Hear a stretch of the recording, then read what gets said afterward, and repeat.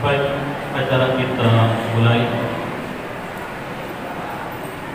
Assalamualaikum warahmatullahi wabarakatuh. Alhamdulillahilladzi anzala ala abdil kitaba wa lam yaj'al lahu iwaja.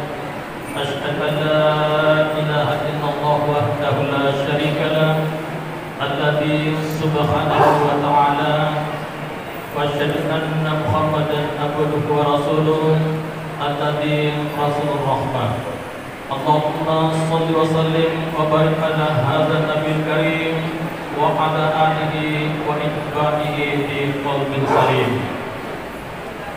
Yang terhormat Bupati Kepulauan Selayar, dalam hal ini diwakili oleh Sekretaris Daerah Kabupaten Kepulauan Selayar, yang kami hormati pembawa hikmah nuzul Quran Al-Ustaz Bapak Heri Irawan SPDI MPDI, yang kami hormati Dandim 14-12 Kepulauan Selayar, yang kami hormati Kajari Selayar, yang kami hormati Kapolres Kepulauan Selayar atau yang mewakili, yang kami hormati Ketua Pengadilan Negeri Selayar atau yang mewakili, yang kami hormati Ketua Pengadilan Agama Kabupaten Selayar atau yang mewakili, yang kami hormati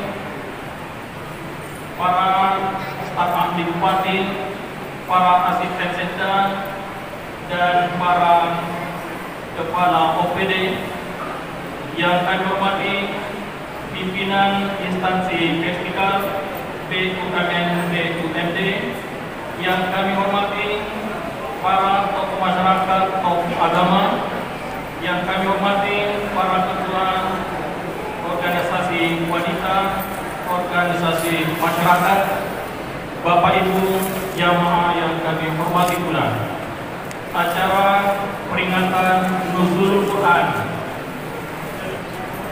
tahun 1445 Hijriah 2024 Miladiah tingkat Kabupaten Kepulauan Selayar kita langsungkan di tengah kebersamaan kita semua pada malam hari ini, Rabu 27 Maret 2024, dengan tema bersama membuktikan kandungan Al-Quran dalam segenap aspek kehidupan di era modern. Dengan harap berkah dan petunjuk Allah, mari kita buka bersama acara ini membaca Bismillahirrahmanirrahim. Uraian hikmah nuzul Quran Al-Ustaz Bapak Heri Irawan SPDI MPDI yang hormat di sana.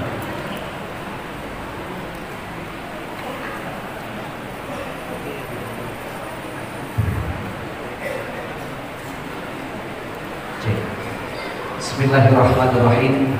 Assalamualaikum warahmatullahi wabarakatuh.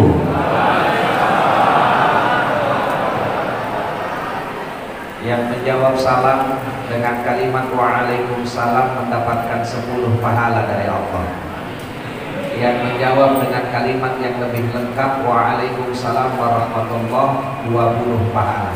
Dan kalau kita menjawab dengan kalimat sempurna waalaikumsalam warahmatullahi wabarakatuh, sempurna juga Allah berikan 30 pahala. Jadi kita ulangi lagi Bapak Ibu ya, semoga semuanya rata dapat 30 pahala. Assalamualaikum warahmatullahi wabarakatuh.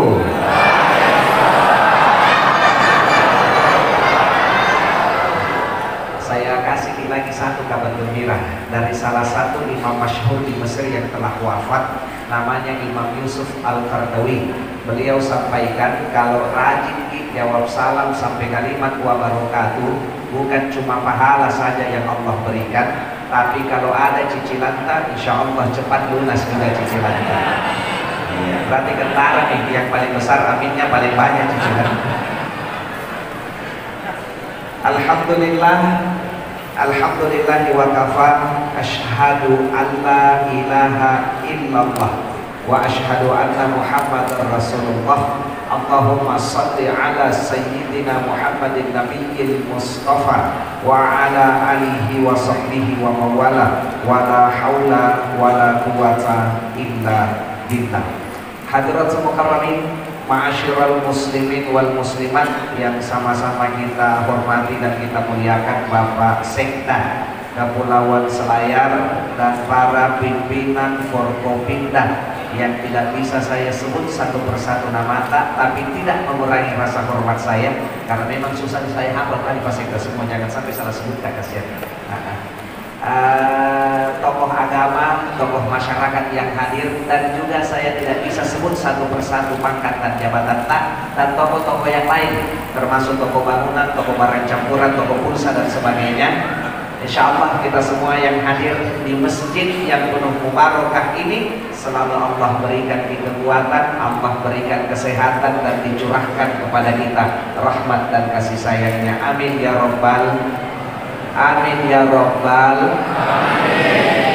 Tiada untayan kalimat terindah yang dapat kita ungkapkan sampai pada malam berbahagia ini melainkan satu kalimat thayyibah, satu kalimat tahmid alhamdulillahi rabbil alamin sebagai wujud kesyukuran kita, bentuk tahniah kita atas begitu banyak nikmat karunia yang masih Allah titipkan dan masih Allah peruntukkan kepada kita. Utamanya satu nikmat yang sangat besar dan luar biasa, di tahun ini Allah masih memberikan kita kesempatan untuk bisa bertemu, untuk bisa mendapati dan memaksimalkan ikhtiar kita di satu bulan yang disebut dengan Sayyidul Syuhur atau penghulu dari segala bulan, tidak lain adalah bulan suci Ramadan.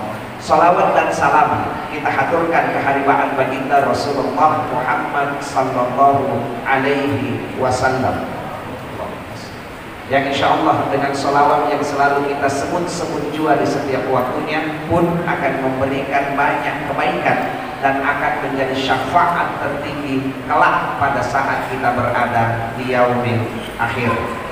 Pada malam ini kita berada pada satu kegiatan dengan tema Nuzulul Quran karena memang pas waktunya malam 17 Ramadan, dimana kalau kita flashback membuka sejarah, di malam inilah Rasulullah yang pada saat itu pergi bertahanus. Bertahanus itu artinya kayak menyendiri untuk menghilangkan hiruk-pikuk dunia, di mana beliau bertahanus satu gunung yang bernama Jabal Nur, dan di Jabal Nur itu ada satu gua namanya Gua Hira. Disitulah Rasulullah bertahanus malam 17 Ramadan. Allah putus malaikat Jibril datang menyerupai sosok lelaki untuk memberikan wahyu pertama kepada beliau. Tidak lain adalah surah Al-Alaq ayat 1, 2, 3, 4, 5. Dipeluklah Nabi oleh malaikat Jibril dengan ucapan Iqra ya Muhammad. Lalu Nabi kita menjawab, ma'ana biqari. Kemudian dipeluk lagi Nabi kita, disampaikan lagi Iqra ya Muhammad, masih dengan jawaban yang sama, ma'ana biqari. Akhirnya yang ketiga dengan lengkap malaikat Jibril katakan, Iqra bismi rabbikal ladzi khalaq khalaqal insana min 'alaq, Iqra wa rabbukal akram alladzi 'allama bil qalam 'allamal insana ma lam ya'lam. Itulah wahyu pertama yang diturunkan.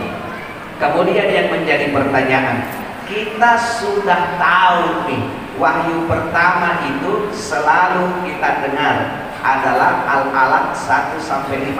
Kalau saya tanya di wahyu yang terakhir turun ada di surah apa dan ayat yang keberapa? Jangan sampai wahyu pertama jadi tahu, wahyu terakhir tidak tahu. Kalau wahyu Irawan ada di dekat rumah lah itu gitu. Surah apa Pak?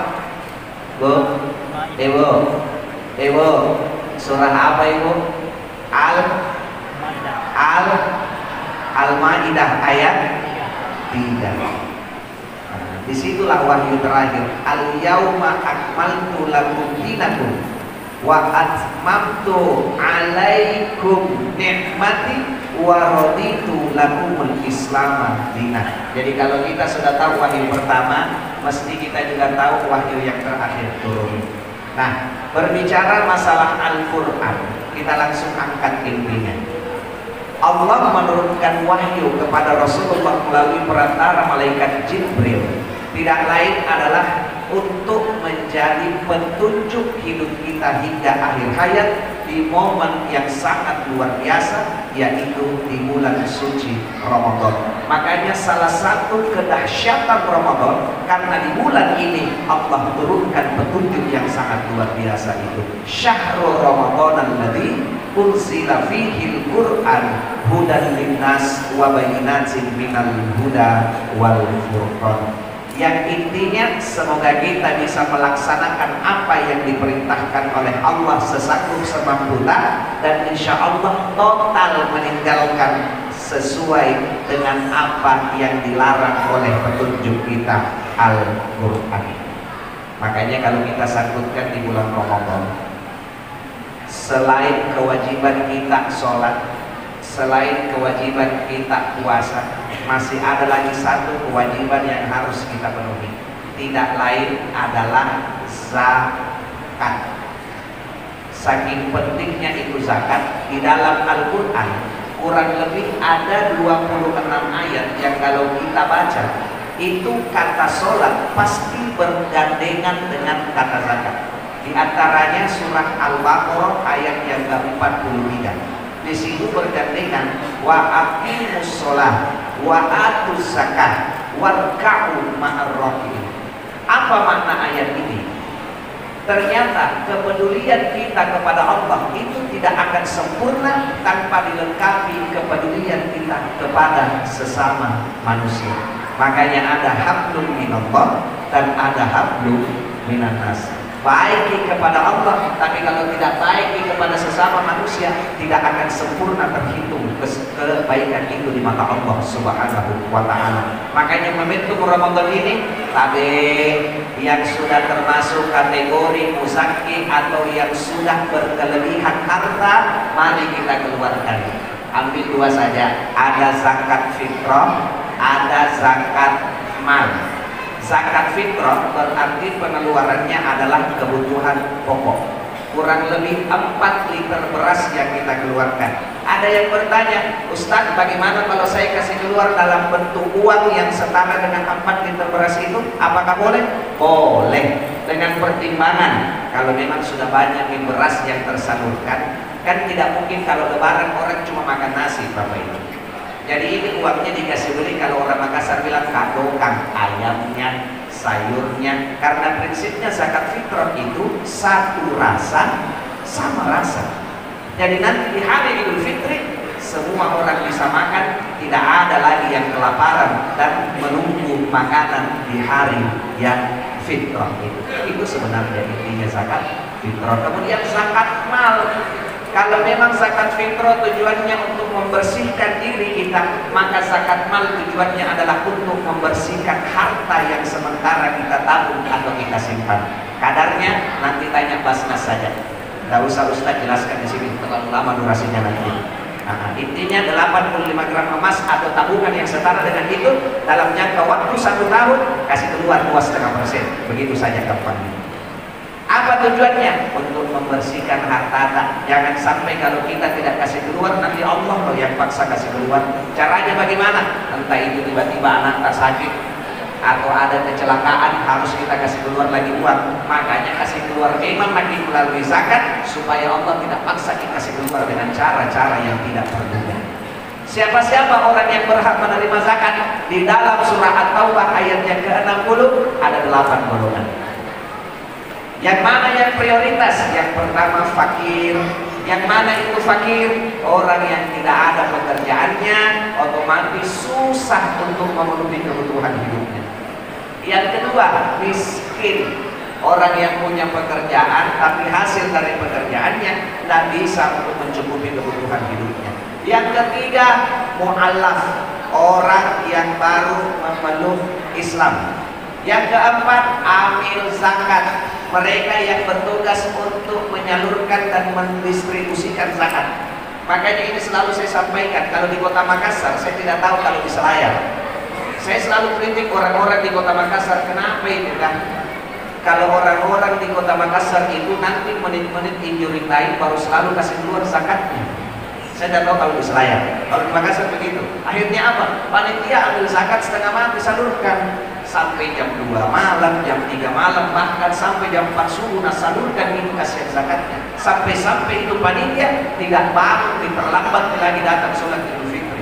Makanya kalau bisa 10 hari atau minimal 7 hari sebelum Idul Fitri salurkan semua zakat supaya gampang didistribusikan. Nah, ini panitia ambil zakat berhak. Kenapa? Karena kerja kerasnya kasihan menyalurkan zakat. Yang kelima namanya gharim. Apa itu gharim? Orang yang terlilit hutang, sudah setengah mati nih berusaha bayar hutangnya, sampai satu rumah isi rumahnya habis semua nih untuk bayar hutang, ternyata masih ada lagi sisa hutangnya, tidak bisa bayar. Ini berhak dan wajib diberikan zakat. Tapi bedakan gharim, bedakan pacicil-cicil, itu lain. Kalau pacicil-cicil banyak uangmu. Kau cicil iPhone 14 Pro Max 1 tahun, tambah lagi cicil motor 3 tahun, belum lagi KPR rumah, tambah cicil mobil 5 tahun, berarti banyak uangmu. Tidak bisa. Siapa tahu datang ke masjid banyak cicilan, kasih zakat, tidak bisa. Korek. Yang berhak itu gharim.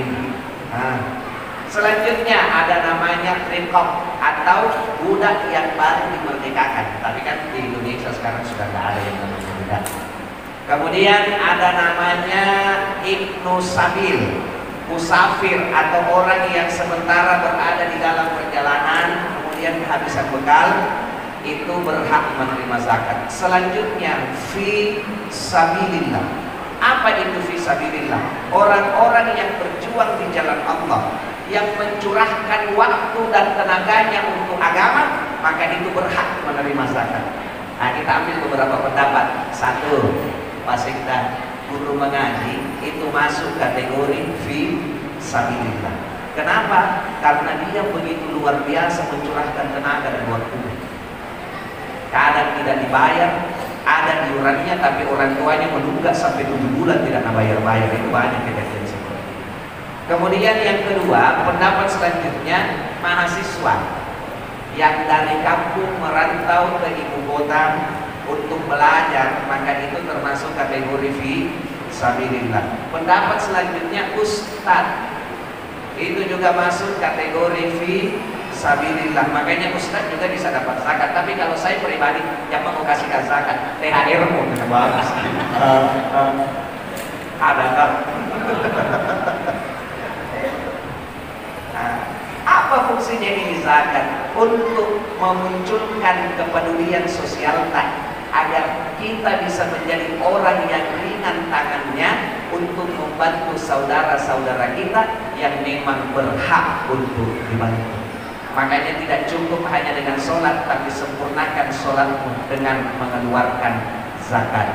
Kemudian warka'u ma'ar-rahimin, dan rukunlah bersama orang-orang yang rukun. Maksudnya apa? Di sini ada penekanan Bapak Ibu. Kalau kita sholat, sebaik-baiknya sholat adalah sholat berjamaah. Apalagi bagi kaum laki-laki. Di zaman Rasulullah, saking marahnya Rasulullah pernah menyuruh sahabat untuk mengambil kayu bakar dan menyuruh untuk membakar rumahnya orang-orang yang tidak mau untuk melaksanakan sholat berjamaah. Padahal di dalam hadis kan luar biasa. Apalagi Ramadan ini Bapak Ibu, ibadah-ibadah sunat termasuk sholat sunat yang kita lakukan itu kan dinilai oleh Allah sebagai sholat wajib di luar bulan suci Ramadan. Apalagi kalau kita sampai melaksanakan, konsisten melaksanakan ibadah wajibnya, itu nilainya sama dengan kita melaksanakan 70 kali ibadah wajib di luar bulan suci Ramadan, termasuk sholat tarawih tadi. Makanya ini berbicara sedikit masalah sholat tarawih. Kita masukkan saja karena pas momennya. Kita kan di Indonesia, termasuk di Kabupaten Selayar mungkin ya, kita kan tahunya ada 2 jenis sholat tarawih. Yang pertama sholat tarawih yang 8 rakaat tambah witirnya 3. Yang kedua yang 20 rakaat tambah witirnya 3. Sampai sekarang masih ada saja saya jumpai orang yang berselisih tentang rakaat sholat tarawih. Yang 8 rakaat mungkin karena gurunya cuma 2. Kalau tidak kiai Google, ya Profesor Dr. Haji Muhammad YouTube, itu juga gurunya. Akhirnya langsung menyalahkan sesama saudaranya. Saya tidak mau sholat tarawih 20, kenapa? Karena yang dilakukan oleh Nabi hanya 8. Yang 20 bid'ah, yang 20 marah. Yang 20 bilang, memang tidak pernah dilakukan oleh Nabi, tapi ini amalannya khalifah yang kedua, Umar bin Khattab, dan tidak dilarang oleh Nabi, bahkan dijempol oleh Nabi. Berarti kau yang 8 rakaat malas kok, karena mau cepat selesai. Kami yang 20 rajin karena lama. Akhirnya berdebat. Tapi kalau saya tanya kita, Bapak Ibu, kira-kira yang mana benar dipakai? Yang 8 rakaat atau yang 20 rakaat? Yang 8 rakaat atau 20 rakaat? Semuanya benar. Yang salah yang tidak pergi sholat tarawih. Ini. Cuma kan kebiasaannya kita mungkin termasuk di Kabupaten Selayar juga Mas Ekdaya. Sholat tarawih yang paling banyak disenangi itu yang lebih cepat, lebih baik. Pokoknya kalau cepat imamnya, tapi kalau lama-lama, bahkan biasa itu dikode imam di depan itu, dan kodenya biasa jamaah di belakang. Baik, dari sana. Makanya silahkan kita sholat tarawih cepat, tapi jangan terburu-buru. Beda cepat, beda terburu-buru. Mungkin Bapak Ibu masih ingat tahun lalu itu di YouTube ada satu video viral di daerah Jawa. Itu kan sholat tarawihnya dominan di sana 23 rakaat, selesai dalam waktu 7 menit. Bukan lagi di YouTube. Makanya saya juga heran bagaimana cara sholat ini orang. Tidak cepat. Jadi saya coba-coba simulasikan di rumah. Saya mau tahu bagaimana rasanya orang yang sholat begini. Saya hantam surah Al-Fatihah 1 kali tarikan nafas. Allahu Akbar. Bismillahirrahmanirrahim. Alhamdulillahirabbil alamin arrahmanir rahim maliki yaumiddin iyyaka na'budu wa iyyaka nasta'in ihdinas siratal mustaqim siratal ladzina an'amta 'alaihim ghairil maghdubi 'alaihim waladdallin. Selesai dalam waktu 15 menit, masih lama. Makanya saya pikir bagaimana caranya ini orang sholat. Jadi saya curiga mungkin dia tidak baca lengkap, langsung kesimpulannya. Allahu Akbar, surah Al-Fatihah, surah Al-Ikhlas, Allah. Kalau dibaca jahat. Tapi ingat 13 rukun sholat, salah satunya adalah tumaninah. Tumaninah itu kan tidak boleh dicancang, tidak boleh tergesa-gesa. Jadi kalau hilang tumaninahnya berarti pincang rukunnya. Dan kalau rukunnya sudah pincang, otomatis syarat sahnya sholat itu tidak terpenuhi, harus diulangi. Jadi silahkan kita cepat, tapi jangan terburu-buru. Selanjutnya, ini masih berbicara lagi masalah sholat tarawih. Di Kota Makassar itu pengurus kadang terbagi 2 pendapat. Masalah anak-anak yang datang sholat ke masjid, apalagi anak-anak kecil. Baik, ada biasa pengurus satu kursi. Tidak boleh anak-anak ke masjid, keluar ke semua, campur di dalam. Kenapa? Ribut. Ganggu orang sholat. Saya pribadi kurang sependapat dengan hal itu. Kenapa? Justru ini momentumnya kita kenalkan anak tak dengan pergaulan masjid. Masalah anak tak ribut, lari-lari, batu buruk, kan ada panitia di belakang yang atur. Makanya saat anak-anak itu tak boleh sama orang tua di depan, dia paling belakang, terpisah. Supaya apa? Gampang dikontrol. Itu pun kalau kita mau ambil pendapat sebagian ulama, kalau itu anak masuk kategori sofri, umur 1 tahun, 2 tahun, 3 tahun, sebaiknya jangan dulu diajak ke masjid. Kenapa? Karena tipenya anak seperti ini semakin dilarang pasti semakin lakukan. Jangan lari-lari, tambah lari-lari. Jangan lupa-lupa, tambah lupa-lupa. Jangan buru-buru, tambah buru-buru. Jangan kan di masjid, di rumah tak begitu tonji. Cuma kan ya, yang namanya anak-anak lari-lari, batu buru, ribut-ribut di masjid itu hal yang biasa, tinggal diatur. Yang tidak biasa itu kalau mamanya sama bapaknya lari-lari, batu buru dalam masjid. Kalau sudah seperti itu, ya usir keluar tali wali. Jadi kita kembali lagi tadi.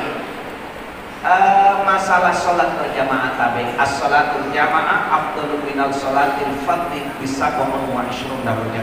Sholat berjamaahnya kita di masjid ini Itu kan 27 kali lebih hebat daripada sholat sendiri di rumah. Apalagi dikatakan di dalam salah satu riwayat, setiap langkah kaki kita menuju ke masjid itu Allah hitung. Sekarang saya tanya, pada saat keluar rumah, kaki apa yang keluar duluan? Kaki apa yang keluar duluan? Kanan atau kiri? Kiri atau kanan? Yang duluan keluar kiri. Nah, kalau masuk yang duluan kanan. Kaki kiri tak melangkah, Allah angkat 1 derajat. Lanjut kaki kanan melangkah, Allah hapus 1 dosa. Semakin banyak langkah kaki kita menuju ke masjid, berarti semakin tinggi derajat yang Allah angkat, dan semakin banyak dosa yang Allah hapus, termasuk ibu-ibu. Cuma kan biasa ibu-ibu ini hanya dengar satu pendapat. Saya pernah bawa majelis taklim di Makassar perihal tentang sholat. Jadi ada yang bilang begini, bertanya, Ustaz, bagaimana nih saya pernah ke Gramedia toko buku, baca satu buku, katanya di dalam buku itu sebaik-baiknya sholat perempuan di rumah, sedangkan Ustaz mengatakan baik perempuan maupun laki-laki sholat di masjid. Jadi bagaimana nih Ustaz?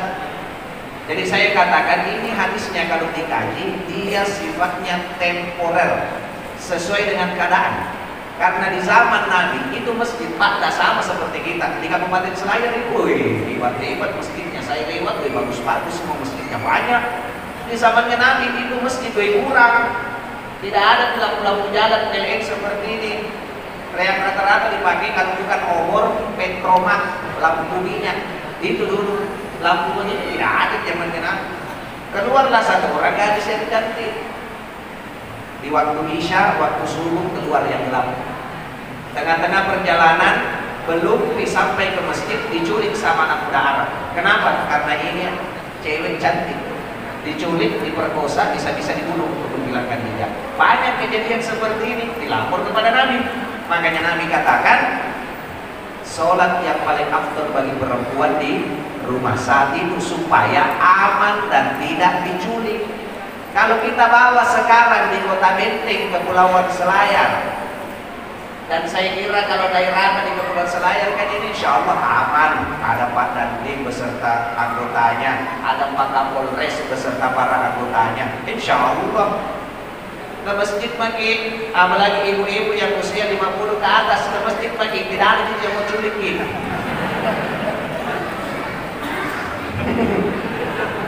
Kalau ada di sini ibu-ibu umur 50 ke atas pergi ke masjid sholat, kemudian diculik sama anak muda Selayar, anak muda buta warna ini. Subhanallah. Bapak Ibu yang sama dimuliakan oleh Allah Subhanahu wa Ta'ala. Jadi kita kembali berbicara masalah Al-Quran. Kita angkat wa nunazzilu minal Qur'ani ma huwa syifaa. Salah satu tujuan Allah membunyikan Al-Quran tidak lain adalah sebagai obat. Jadi obat yang dimaksud ini secara universal, mau dia obat medis, obat tubuh, ataupun obat hati.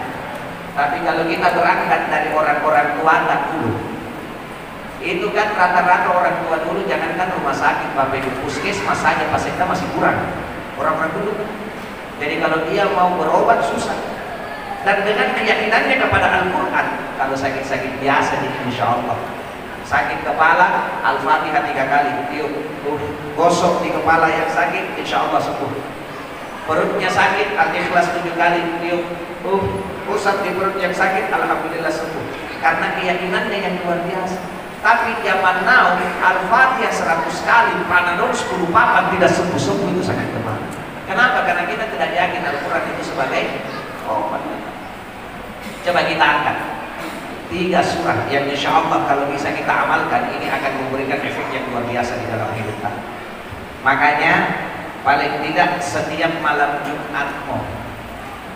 Untuk apa saya rekomendasikan di malam Jumat? Sekalian ini dalam salah satu riwayat dikatakan, pada saat malam Jumat Allah mempersilahkan ruh orang yang sudah meninggal itu datang jalan-jalan ke rumah. Orang-orang tua kita yang telah lebih dahulu meninggalkan kita itu akan datang setiap malam Jumat. Untuk apa? Dia minta tolong didoakan, tolong kalau baca di Quran kirimkan juga bacaan Al-Quran kebaikannya kepada mereka, insya Allah tersenyum. Apa yang dibaca setiap malam Jumat? 3. Mulai dari selesai sholat maghrib kita baca. Yang pertama Yasin, yang kedua surah Al-Kahfi, yang ketiga surah Al-Waqiah. Kita baca selesai sholat maghrib, insya Allah 3 ini surah dibaca, tidak dirasa azan juga di masjid sholat isya.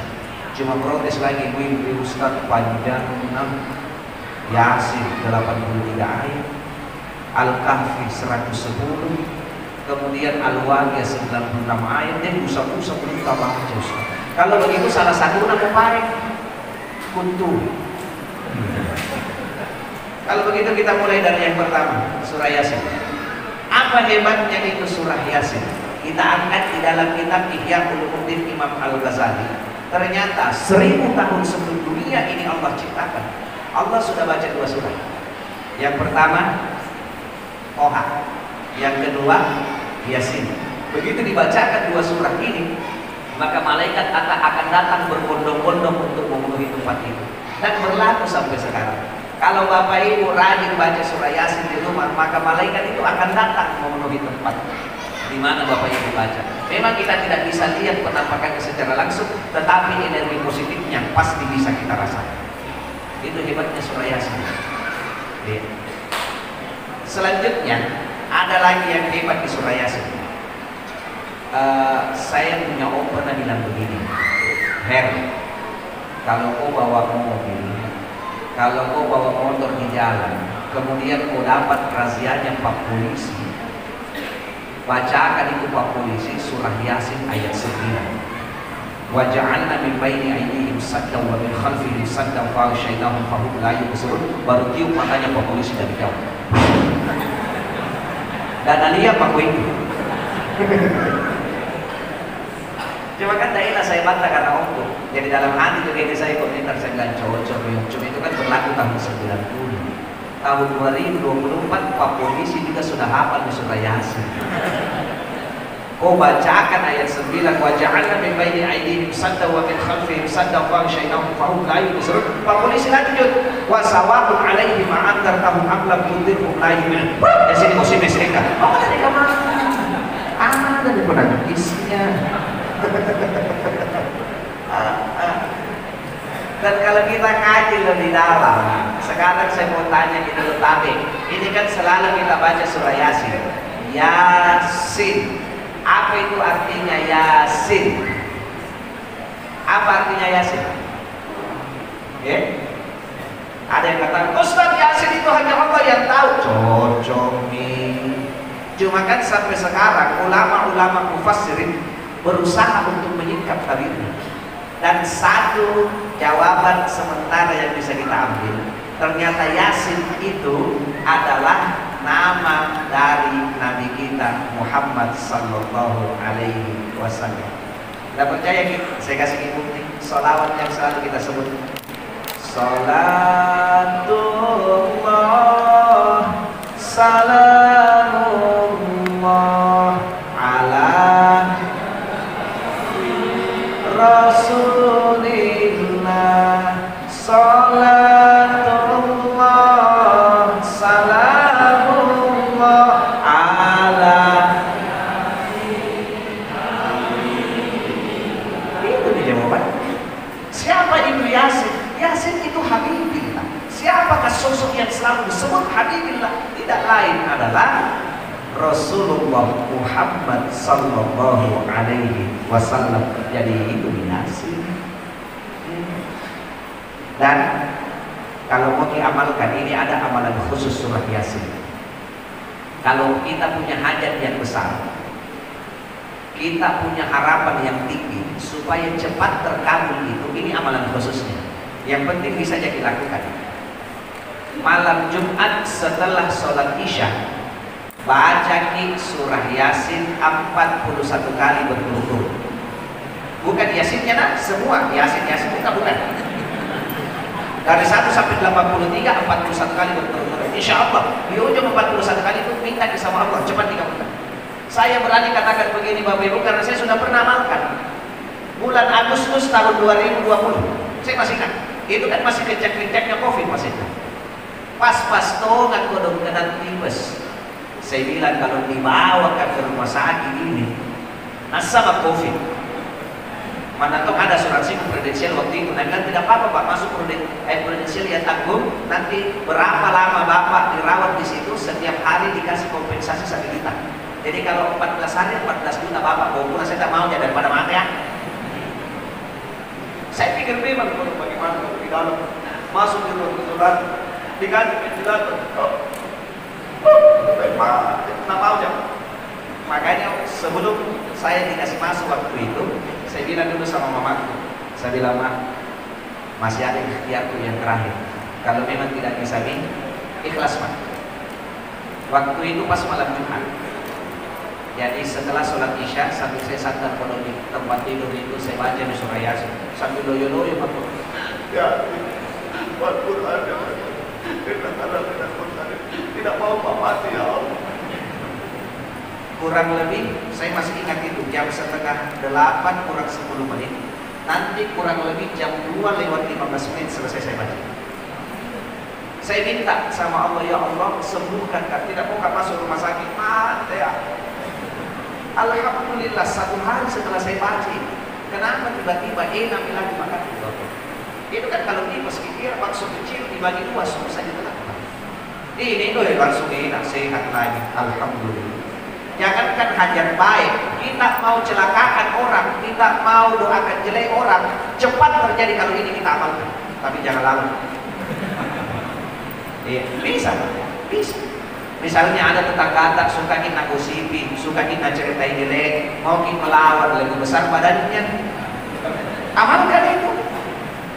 Setelah sholat isya malam Jumat baca 41 kali surah Yasin, di akhir 41 kali kita ya Allah selalu karena begitu. Tidak pernah berbuat apa-apa selalu karena begitu. Ya Allah hukum kita ini bulunya. Betul buruknya itu orang. Kalau tidak percaya coba bagi. Kadang-kadang lah kalau bohongan. Coba bagi, ini hebatnya surah Yasin. Kemudian yang kedua surah Al-Kahfi. 110 ayat kita baca. Memang panjang, tapi kalau dia dibaca malam Jumat kan jelas hadisnya, jelas riwayatnya. Allah akan ampunkan dosa antara Jumat besoknya sampai Jumat yang akan datang. Dan Allah akan berikan cahaya sampai menembus kelak di akhirat, dan ini menjadi tanda kelak bahwasanya kita adalah identitas dari umatnya Nabi Muhammad SAW. Memang agak panjang.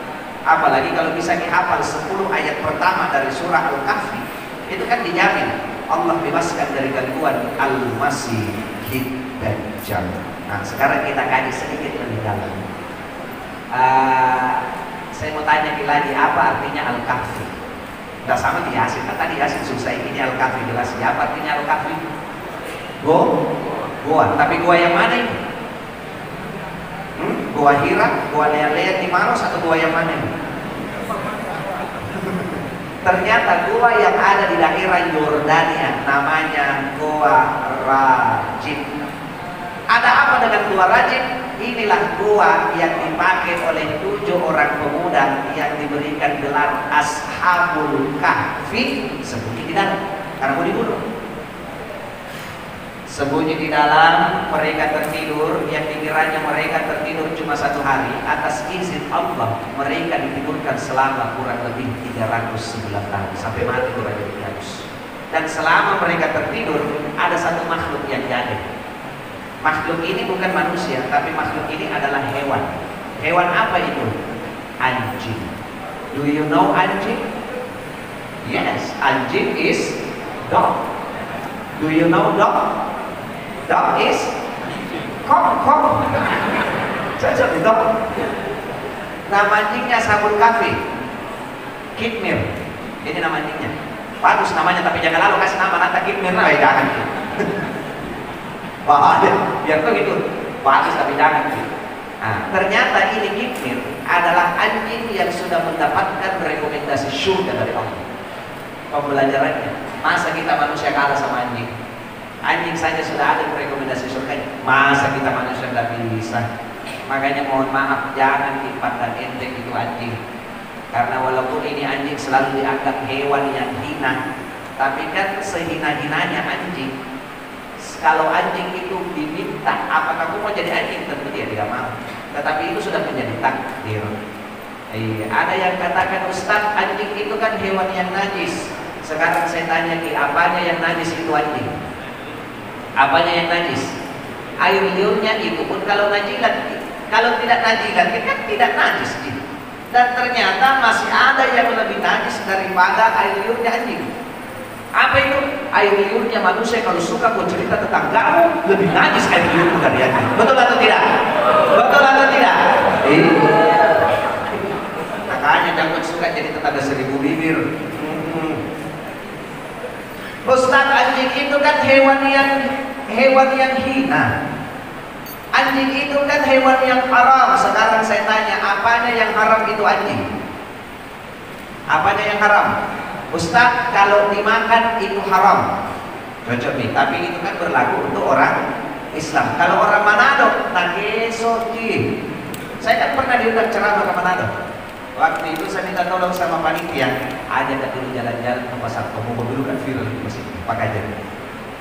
Jadi kurang lebih 1 jam lah sampai ke pasar Komodo. Pada saat baru dibuka itu pintu mobil, saya masuk keliling ke dalam, lihat di semua macam-macam yang dijual, mulai dari tikus, kucing, anjing, babi, ular, kelelawar, sampai monyet dijual semua di situ. Satu mangin yang tidak dimakan di sana, 2 mangin yang tidak dimakan di situ, kaki meja sama kaki kursi yang lain dimakan semua.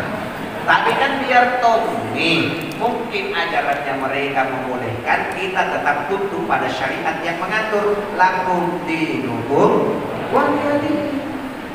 Dan ternyata anjing itu punya kelebihan. Yang pertama, ternyata penciumannya anjing itu Bapak Ibu 20 kali lebih tajam daripada penciumannya manusia.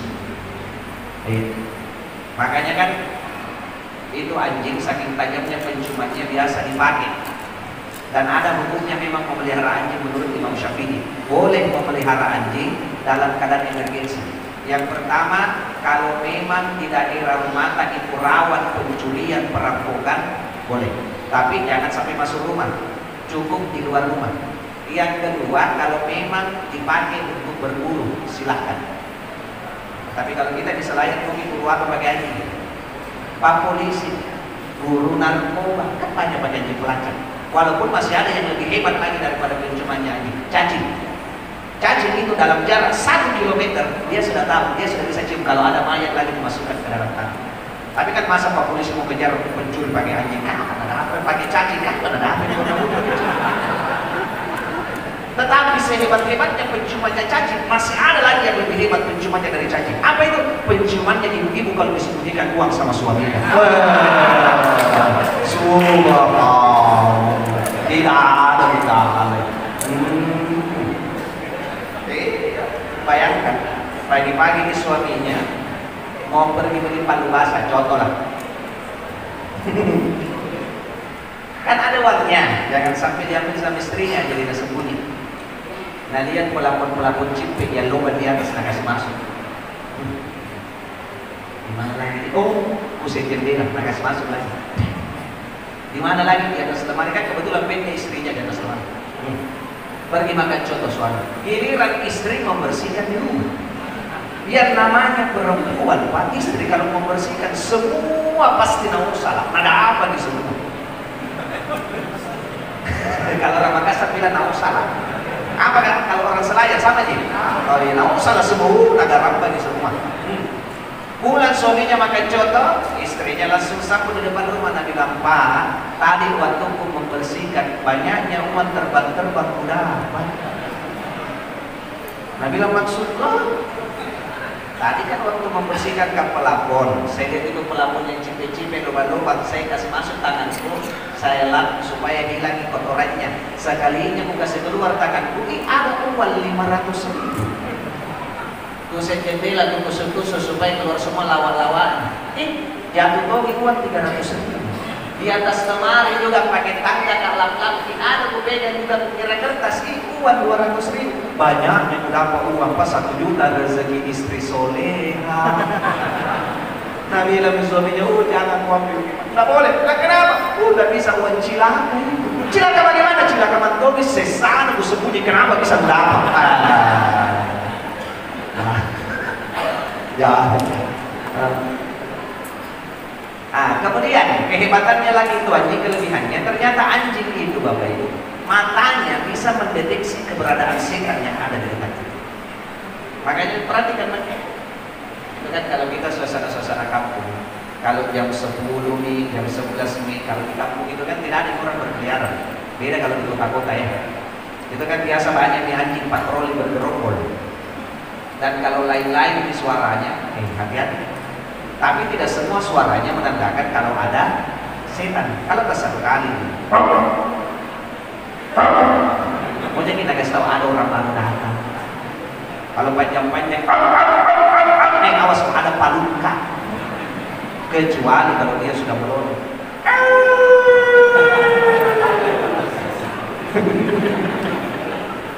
Ada hewan yang bisa melihat setan, ada juga hewan yang bisa melihat malaikat. Hewan apa itu? Ayam. Makanya ayam itu matanya bisa mendeteksi keberadaan malaikat rahmat yang ada di dekatnya. Tapi tidak semua juga suaranya ayam menandakan kalau ada malaikat. Kalau begini modelnya, bukan malaikat itu, mau bertelur itu. Kecuali jam 4 subuh, setengah 5 atau jam 5 itu ayam sudah mengembangkan sayapnya.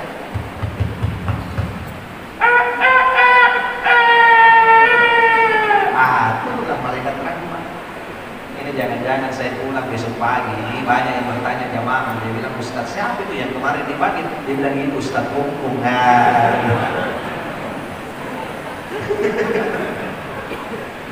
Kalau dia sudah berkokok berarti tandanya turun malaikat rahmat. Angkat tangan lagi berdoa, semoga pada saat kita berdoa malaikat rahmat yang turun pun insya Allah akan ikut mengaminkan doa. Tapi kalau suara ayam yang begini modelnya, berarti kan apa sudah subuh. Tak ketawa itu ayam. Subhanallah. Kita lanjut, gali lebih dalam lagi. Di ayat 19 surah Al-Kahfi.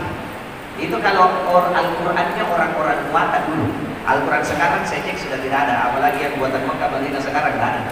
Al-Quran orang buatan dulu. Itu kalau pas dibacaan wal yatalattaf. Itu kata wal yatalattaf pasti dikasih gambar dan dikasih warna merah. Itu orang-orang buatan dulu punya Al-Quran. Nah, pertanyaannya, kenapa dikasih warna merah itu tulisan wal yatalattaf? Ada 3 pendapat. Yang pertama mengatakan setelah dihitung lembar demi lembar, ternyata tengah-tengahnya Al-Quran. Pendapat pertama. Pendapat yang kedua, ada pendapat tarekat di Makassar. Dia kasih tahu kita begini. Nah, itu kenapa dikasih merah hurufnya wal yatalattaf? Karena katanya, kuncinya Al-Quran. Pendapat yang ketiga, ini yang saya sekolahkan S1, S2 di kampus. Kenapa dikasih merah? Sejarahnya, pada saat Khalifah ketiga Utsman bin Affan sedang baca Quran di rumahnya, beliau disergap, dibunuh, ditobok kepalanya, ditobok dadanya, perutnya. Yang kebetulan beliau baca surah Al-Kahfi, menetes darahnya di tulisan wal yatalattaf. Makanya dikasih warna merah. Dan ini banyak dijadikan sebagai obat. Iya. Obat untuk apa, Ibu? Obatnya itu untuk suami yang suka koro-koroan. Jadi kalau suka marah-marah suami tak bacakan itu wal yatalattaf wala yush'irunna bikum ahada, tapi tidur pi.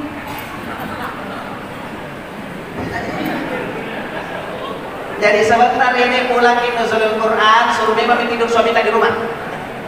Begitu tidur naik di atas tempat tidur pelan-pelan.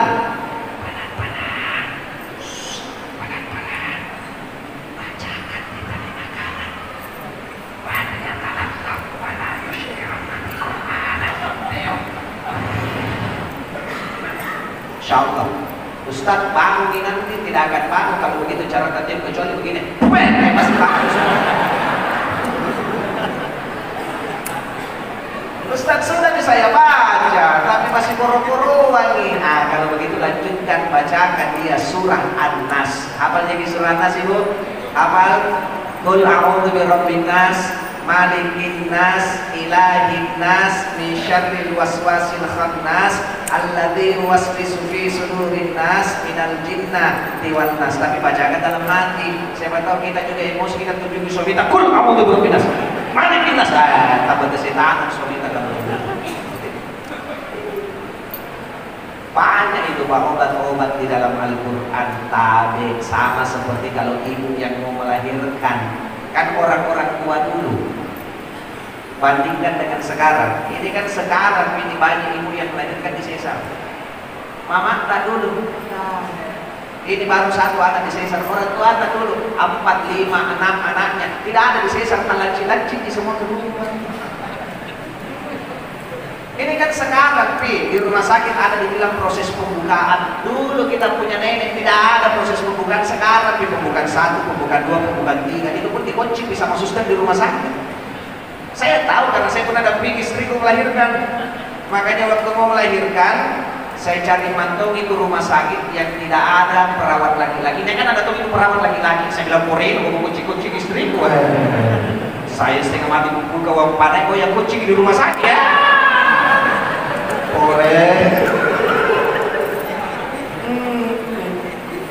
Jadi saya kasih dua amalan. Yang pertama ini amalannya orang tua dulu, tapi tidak apa-apa saya bocorkan. Nah, jadi kalau istrinya itu kejadian dia kasihan sudah 9 bulan di perutnya, apalagi sudah intens sakitnya. Itu biasa suami, mohon maaf, dia pergi ke belakang pintu, dia ambil memang di 1 gelas air, mohon maaf, dia celup barangnya di sini. Kemudian dia niatkan lancar anaknya keluar sebagaimana lancarnya di keluar. Nah kasih minum lagi. Pernah kita kasih minum suami kita sebelum lahir? Air apa ini Pak? Minum air cuci-cuci di minum nih.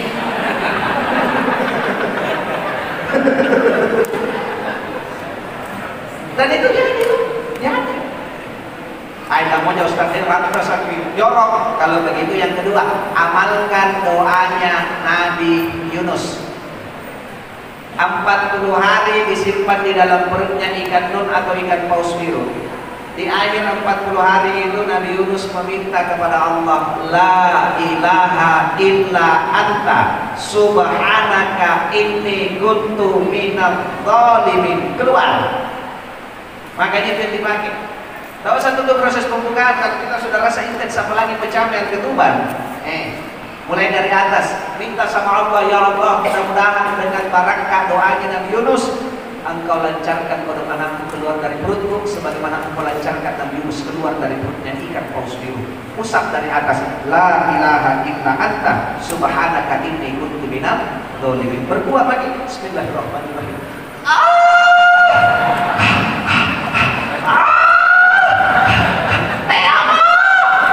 Baru 7 anaknya.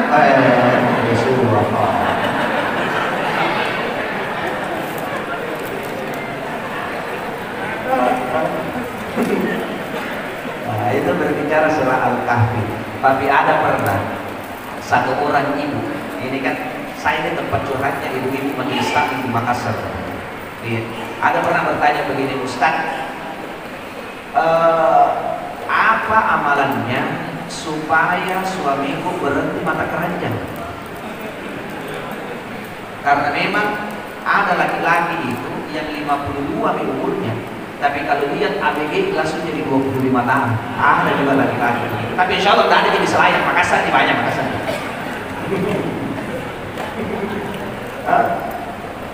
Jadi saya bilang, Ibu, amalkan ini 3. Yang pertama, berhenti makin nonton sinetron Ikatan Cinta, Layangan Putus, dan sinetron Indosiar lainnya. Kenapa? Karena itu yang mempengaruhi kita supaya suka curiga sama suami. Yang kedua, amalkan ini doa cantik. Jadi Aisyah, istrinya Nabi itu, ada doa cantik. Cuma kalau saya bacakan di sini kayaknya susah dihafal itu. Makanya gua ajar pagi dulu ini doa cantik level 1. Ini modul kita amalkan. Nah, level 1 modul. Kalau mau level 2, undang lagi Ustaz Heri datang ceramah ke Selayar, baru saya kasih tahu nih. Nah, Ibu, jadi setiap selesai sholat, tidak boleh putus subuh, duhur, asar, maghrib, isya. Kalau putus kita bereaksi. Jadi setiap selesai sholat fardu, ini diwiridkan atau dibaca berulang-ulang sebanyak 21 kali. Diulang-ulang. Apa doanya? Biasa kita dengar ini. Allahumma ba'id baini wa baina khotoyaya kama ba'adta bainal masyriqi wal maghrib. Itu 21 kali diulang-ulang. Apa fungsinya? Dia akan mengeluarkan inner beauty dan akan meningkatkan aura kecantikan. Itu dia amalkan. Kalau masih tidak mempan, amalkan ini yang ketiga. Cuma yang ketiga ini keras kita. Karena kalau sudah ada kasih minum lagi ini istrita, maka hitam penglihatan tak melihat perempuan lain selain istrita yang paling cantik. Bagaimana? Saya bocorkan nih. Bagaimana Ibu? Mau nggih? Mau? Gaskan. Jadi ini orang tua dulu punya baca-baca. Jadi sarakna ini Ibu. Kan orang tua dulu begitu. Dia sama sarak. Jadi sarakna sebelum suami keluar dari rumah, bikin nyanyi kopi hitam, itu sarannya. Dan pada saat kita aduk kopinya, air hangatnya sama gulanya, cara aduknya itu dari kanan ke kiri, seperti orang tawaf. Jadi kalau dia sudah tercampur sempurna, langsung taruh di tengah, sampai berhenti itu putarannya. Sambil dibaca ini, dengar nih, satu kali disebut tidak akan pulang. Bismillahirrahmanirrahim. Bila kalian kepada dari kopi dan kurang kita boleh cek banyak rasa itu kembali lagi.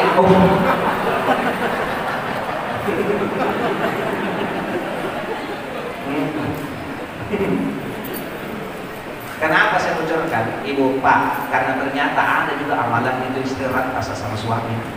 Bukan cuma kan tadi amalannya suami rantasa sama istri, ternyata itu. Saya baru tahu dari curhatnya Ibu. Kan masih ada sambungannya tadi, Ustaz. Amalan apa yang harus saya lakukan supaya berhenti mata keranjang suamiku? Habis minta kucingku saya kasih minum lagi Pak Ustaz. Berarti selama ini kita jadi korban tai kucing. Setiap pagi diambil, jago sampai ada perempuan di luar, jago gak leker, jago mata keranjang, habis tai kucing boleh tai ngomong.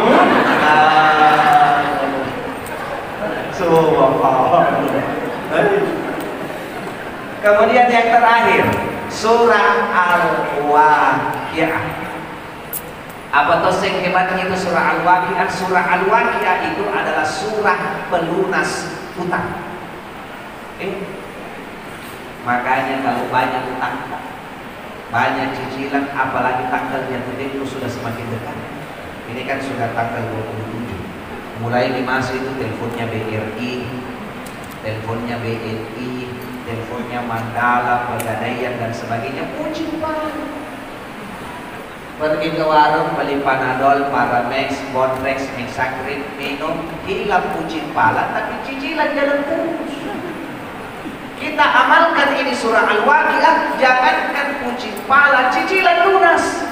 Kalau kita bayar tepat pada waktunya. Tidak maksud ke saya ini. Maksud ke saya begini Bapak Ibu. Barakahnya ini surah Al-Waqiah. Yang penting yakin sama Allah. Akan ada saja rezeki yang kita tidak tahu dari mana datangnya supaya cukup untuk kita bayar sang hutang. Karena yang namanya kita manusia ini hidup di dunia tidak ada yang tidak punya masalah. Semua punya masalah. Ustaz ada masalah, Pak Sekda lebih banyak masalahnya. Pak Kajari banyak juga masalahnya. Ketuk-ketuk palu ibu-ibu juga, bapak-bapak juga semua punya masalah. Makanya agama menganjurkan kalau ada masalah satu, ambil tasbih. Tidak ada tasbih, tidak ada yang begini, jari. Subhanallah, alhamdulillah, la ilaha illallah, Allahu akbar. Ada dzikrillahi tatma'innul qulub. Mudah-mudahan dengan kita berzikir Allah tenangkan hati kita. Ustaz sudah mau berzikir tapi masih masalah. Kalau begitu ambil Al-Quran, buka, baca Quran, tak tumpahkan semua masalah di Al-Quran. Sudah nih Pak Ustadz tapi masih masalah lagi. Wih, banyak ada masalah itu. Bangun sepertiga malam, mumpung Ramadan, sholat tahajud, gelar sajadah, sujud, curhat, tumpahkan semua masalah di atas sajadah. Masih masalah lagi. Kalau begitu pergi makin ke Pegadaian, mengatasi masalah tanpa masalah. Akan ada satu doa itu yang bagus. Ini doa saking viralnya Bapak Ibu, sekarang sudah dijadikan lagu sama anak-anak. Dan kalau saya diundangkan ini doa, pasti kita tahu. Begini doanya yang viral. Allahul kafi, Rabbunal kafi, qasadanal kafi, wajadanal kafi, likullil kafi, kafanal kafi, wa ni'mal kafi, alhamdulillah. Hakikatnya di sini, pada saat kita sebut kata kafi, di situ kita minta sama Allah semoga Allah bisa cukupkan seluruh kebutuhan kita selama hidup. Makanya tapi, ayo saya mau ajak Bapak Ibu yang hadir, sama-sama kita lantunkan ini Allahul Kafi. Bisa Bapak Ibu? Bisa? Kita hafal kita? Hafal. Begitu saja, kalau tidak hafal kafi-kafinya sebut. Nah, ayo sama-sama, saya mau dengar semua suara tak. Allahul Kafi, Rabbunal Kafi, qasadanal Kafi, wajadanal Kafi, likulil kafanal wa ni'mal alhamdulillah. Satu Pegadaian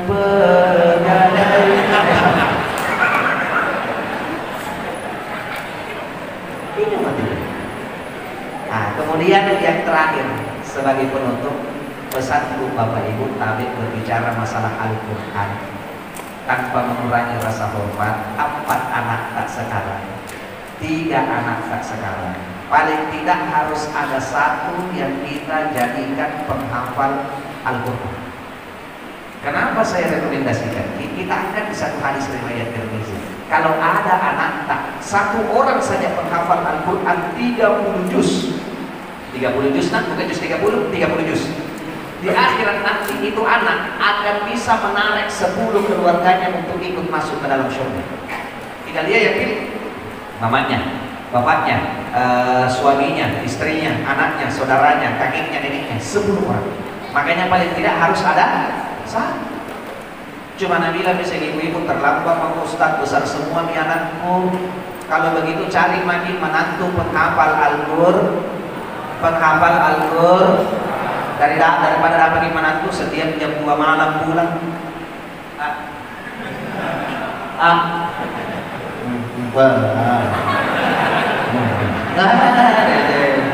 Makasih di sini. Minimal belum bisa pakai jadikan anak tak penghafal Al-Quran, kewajiban tak sebagai orang tua, semua anak tak sudah harus bisa membaca Al-Quran. Karena di akhirat ditanya kita, kenapa cuma kau bikin tidak bisa mendidik anakmu? Makanya minimal bisa membaca Tapi kalau saya lihat di sini jamaah yang hadir, insya Allah saya perhatikan cahaya-cahayanya seperti cahaya penghafal Al-Quran. Cahaya penghafal Al-Quran surah Al-Fatihah. Nah, yang terakhir sebagai penutup, saya mau adakan kontes. Saya mau adakan kompetisi. Yang bisa jawab ini pertanyaanku, insya Allah nanti bulan depan bisa berangkat sama saya umroh ke Mekah. Dengan syarat kalau cukup nih rekening tabungan tak, sama-sama kami berangkat. Nah, kompetisinya ini saya bertanya, saya sebut ayatnya, nanti kita yang lanjut. Saya bagi 2 dulu kelompok, ada kelompok perempuan, ada kelompok laki-laki. Saya mulai dari kelompok perempuan dulu karena ada pepatah yang mengatakan ladies first.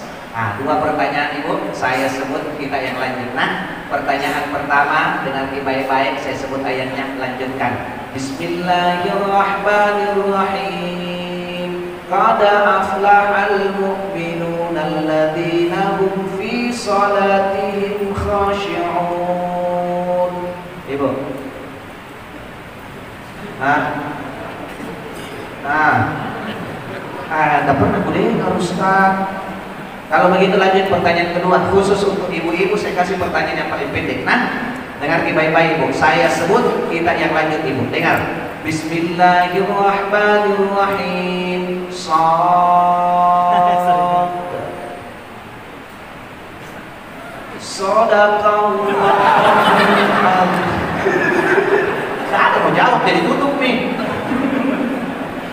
Saya mau juga kelompok bapak-bapak, jadi mohon maaf Pak. Sesama laki-laki jangan lalu kita semalu-malu betul. Mudah-mudahan bisa dijawab. Masa kita imam nakalan ibu-ibu. Saya sebut ayatnya, kita lanjut dengan baik-baik. Perhatikan kita dengan sesama. Bismillahirrahmanirrahim. Inna a'tainaka al-kautsar.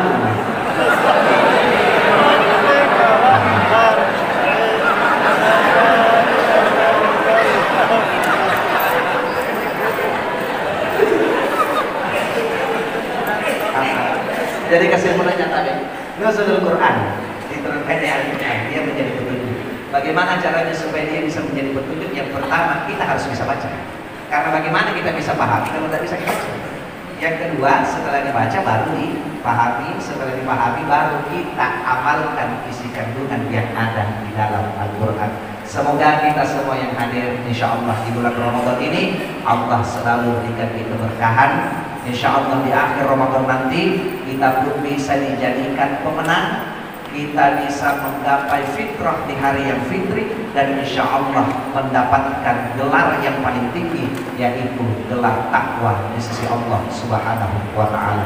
Dan sebelum saya akhiri, saya tidak mau tutup pakai pantun, tidak mau dikalah sama Pak Sekda. Ada dua pantunku. Yang pertama, jalan-jalan ke Pantai Losari, jangan lupa membeli batu. Sekian ceramah dari Ustadz Heri, jangan kau lupakan aku. Kemudian yang terakhir, bambu kuning bambu biasa, gigimu kuning luar biasa. Assalamualaikum warahmatullahi wabarakatuh.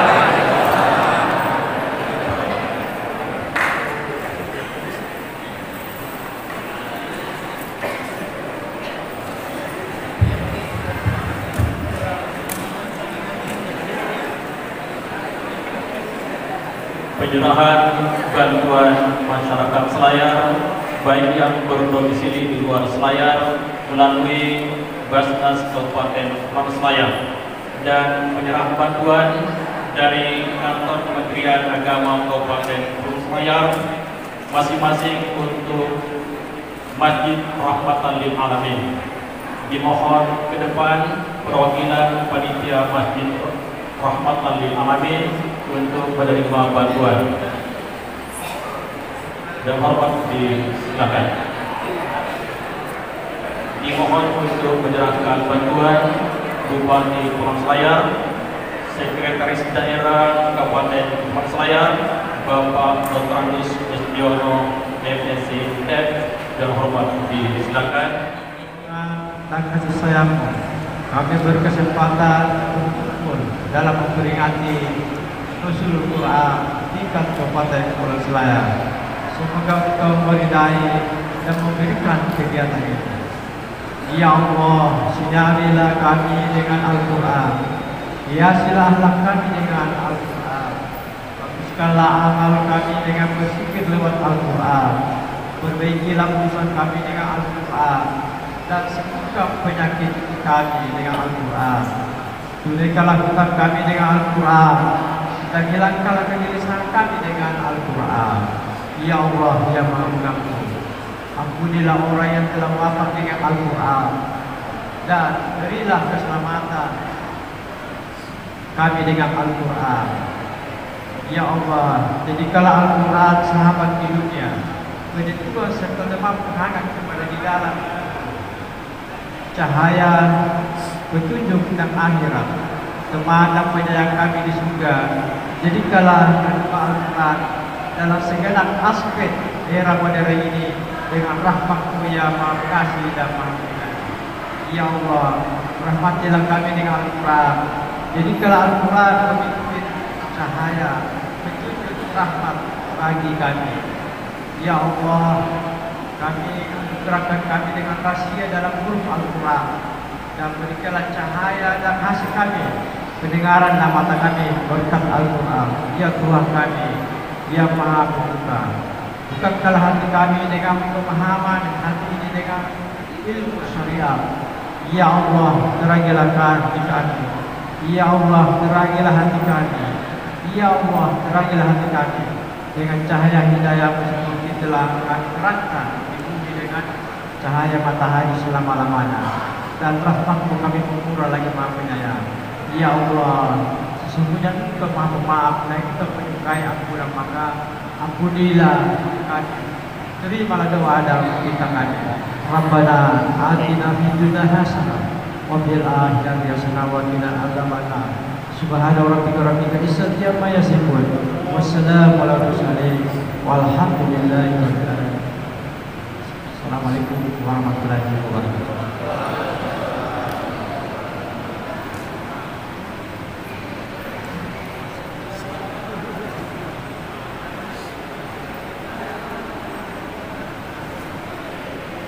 Menutup acara ini kita sampaikan kalimat hamdalah. Alhamdulillah Rabbil Alamin. Sekian. Assalamualaikum warahmatullahi